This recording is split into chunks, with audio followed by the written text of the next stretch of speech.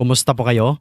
So in this video ay magkakaroon po tayo ng 15 item questions with regard to environmental management and protection in the Philippines. Ito po ay part ng general information sa career service examination, pen and paper test.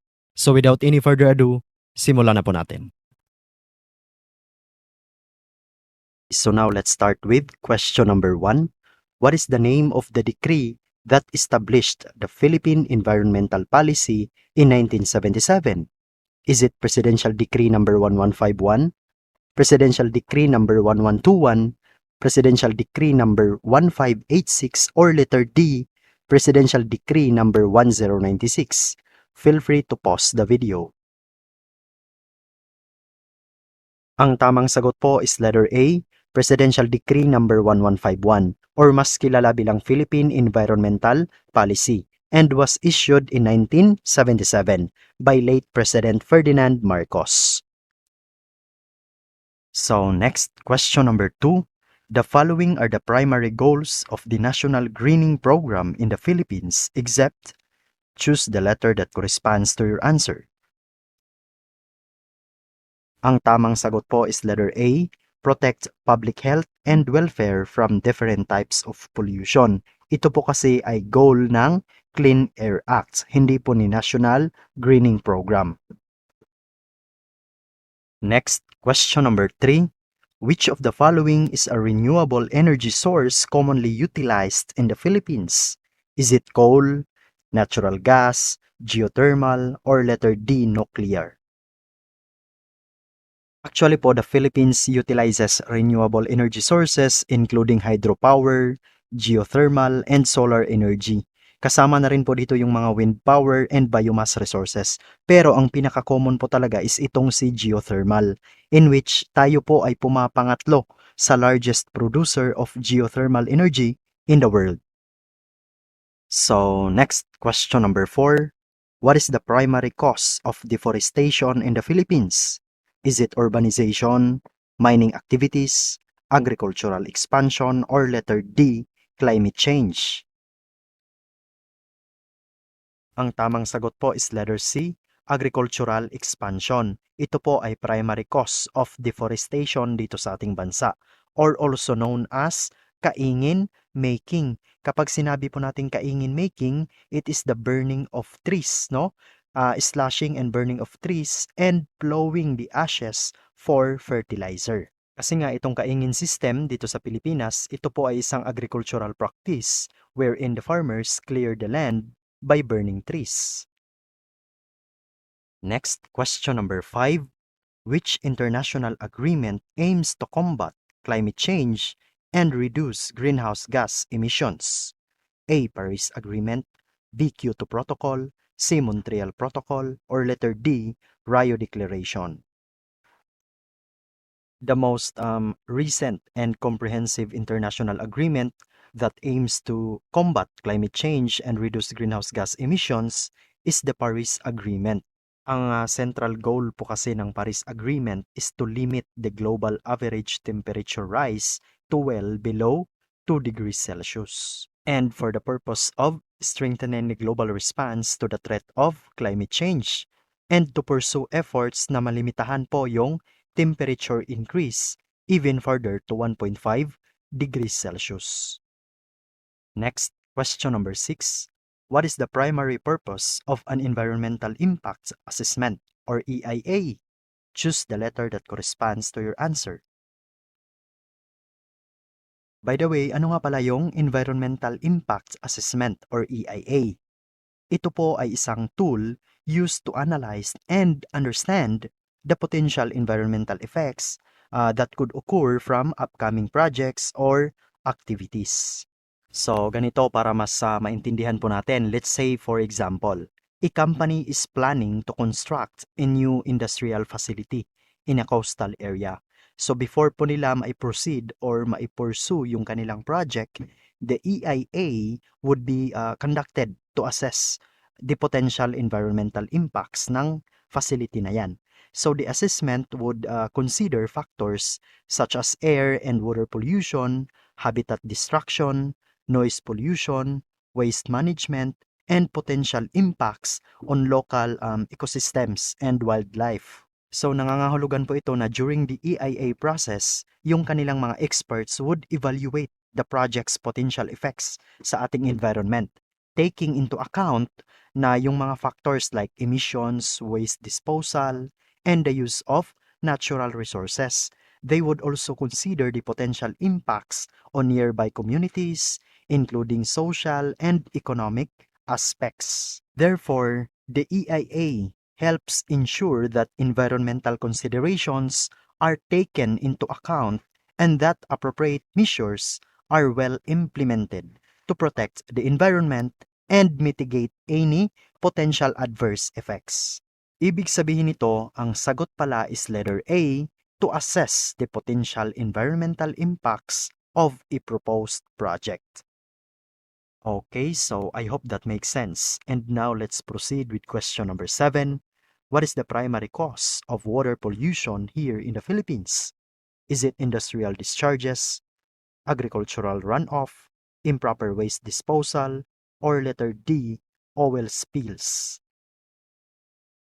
Ang hindi tamang pagtatapon ng mga basura contribute significantly to water pollution. Kasi po ang mga waste materials na ito kapag itinapon natin basta-basta kahit saan, it often end up in rivers, streams, and other water bodies, either through direct dumping or through inadequate waste management systems. So habang tumatagal yung panahon, these pollutants can accumulate, degrade water quality, harm aquatic life, and lastly, disrupt ecosystems. Question number 8. Which Philippine region is known for its Tubataha Reefs Natural Park, a UNESCO World Heritage Site? Is it sa Cordillera Administrative Region, Mimaropa, Bicol Region, or sa Western Visayas? And the correct answer is letter B, Mimaropa. Yung Mimaropa, it stands for Mindoro, Marinduque, Romblon, and Palawan. Ito po yung mga provinces that make up Region 4B or Mimaropa. At yung Tubataha Reefs Natural Park, ito po ay located in the province of Palawan, specifically in the Sulu Sea. At ang Tubataha Reefs po ay isang protected area sapagkat mayaman ito sa marine biodiversity. And also it is recognized as a UNESCO World Heritage Site. Okay, next question number 9. What does the acronym CBFMA stand for in the context of environmental management? Ang tamang sagot dito is letter A, Community-Based Forest Management Agreement. Ito po ay isang kasunduan between the government and the local communities to jointly manage and protect forest resources in a sustainable manner. Next, question number 10. Which of the following is not a protected area in the Philippines? At ang tamang sagot is letter D, Manila Bay Reclamation Area. Ito po ay hindi protected area in the Philippines, but a proposed project that aims to create artificial islands for commercial and residential purposes. Kasi po yung ibang options are all protected areas dito sa ating bansa under the National Integrated Protected Areas System or NIPAS Act of 1992. Okay, so next, question number 11. Which international agreement aims to conserve and sustainably manage migratory species and their habitats? Ang tamang sagot po is letter D, Bonn Convention. Mas kilala po ito bilang Convention on the Conservation of Migratory Species of Wild Animals. Ito po ay isang environmental treaty of the United Nations na nagpo-provide po ito ng isang global platform for the conservation and sustainable use of terrestrial, aquatic, and avian migratory animals and their habitats.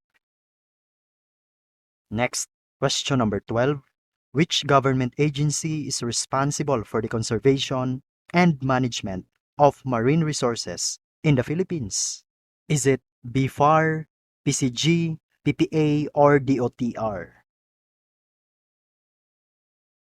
So, it's quite obvious na yung DOTR po, hindi po sila responsible for the conservation and management of marine resources. Responsible sila for the transportation sector and its infrastructure. At yung PPA naman, responsible sila for the planning, development, financing, operation, and maintenance of ports and port facilities.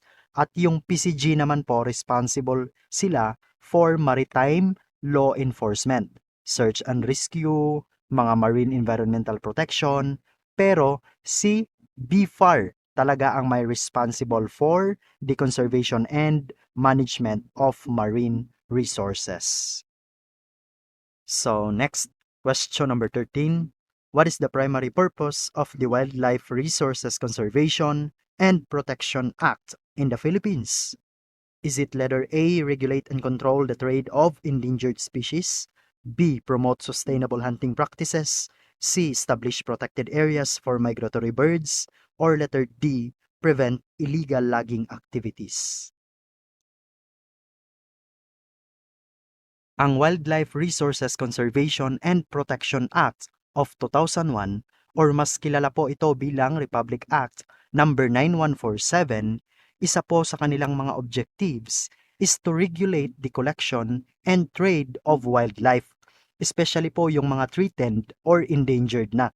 Bakit ano pong purpose nila? Bakit pinoproteksyon nila or ipinagbabawal yung pagbebenta ng mga endangered species? Of course, to conserve and protect the wildlife species and their habitats para ma-promote po yung ecological balance and to enhance biological diversity. Next, question number 14, second to the last question. Which of the following is not a component of the Philippine Environmental Code? Is it air quality management, water quality management, marine resource management, or letter D, land use management? Ang tamang sagot po is letter C, marine resource management. So for your reference, you can open Presidential Decree number 1152. For the last question, we have, which of the following is considered an offense under the Philippine Clean Water Act?